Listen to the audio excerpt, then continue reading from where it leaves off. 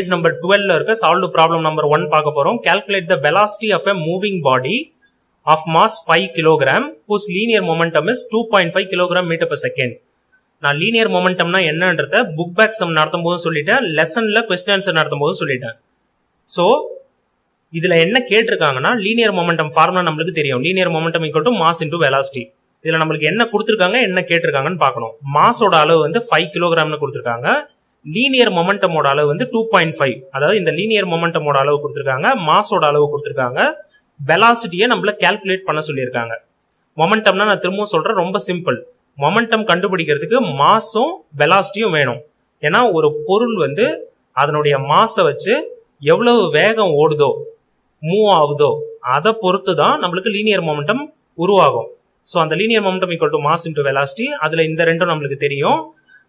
நம்மளுக்கு தெரியாத வெலாசிட்டியை மட்டும் ஒரு பக்கம் வச்சுக்கிட்டு இந்த மாஸ் இங்க மல்டிபிளிகேஷன்ல இருக்கா, இந்த பக்கம் போச்சுன்னா லீனியர் மொமெண்டம் டிவைடட் பை மாஸ்னு ஆயிடும். ஸோ நெக்ஸ்ட் ஸ்டெப்ல linear momentum by mass equal to வெலாசிட்டின்னு சொல்லலாம், இல்ல velocity equal to linear momentum by மாஸ்னு சொல்லலாம். அதுதான் இங்க எழுதியிருக்காங்க. Velocity equal to linear momentum divided by mass. டிவைட தான் இப்படி ஸ்லாஷ் போட்டிருக்காங்க. இப்ப சப்ஸ்டியூட் பண்ணோம். 2.5 தான் லீனியர் மொமெண்டம், அதை சப்ஸ்டியூட் பண்ணியாச்சு. மாஸ்க்கு பதிலாக 5 கிலோகிராம் சப்ஸ்டியூட் பண்ணியாச்சு. இப்ப 2.5 இதோட யூனிட் பாத்தீங்கன்னா கிலோகிராம் மீட்டர் பர் செகண்ட்.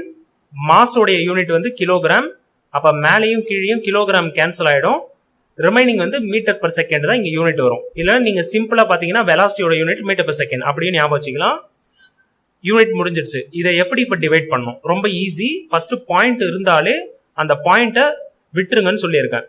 அந்த பாயிண்ட்டை விட்டுட்டு எழுதணும்னா என்ன எழுதலாம், 25 மட்டும் எழுதலாமா, 2.5 25 எழுதிங்க, டிவைடட் பை 5. 5 டேபிள கேன்சல் பண்ணா 1 5 is 5, 5 5 is 25. ஸோ நம்மளுக்கு இதுக்கு வந்த ஆன்சர் 5. ஆனா நம்மளுக்கு 2.5 இருக்கா, அப்போ ஒரு பாயிண்ட் முன்னாடி தள்ளணும். அப்போ 5ல இருந்து ஒரு பாயிண்ட் இங்க முன்னாடி தள்ளனா 0.5 ஆயிடும். அதுதான் 0.5 metre per second. Metre per second ஈஸியா ஞாபகம் வச்சுக்கலாம். வெலாசிட்டியோட யூனிட்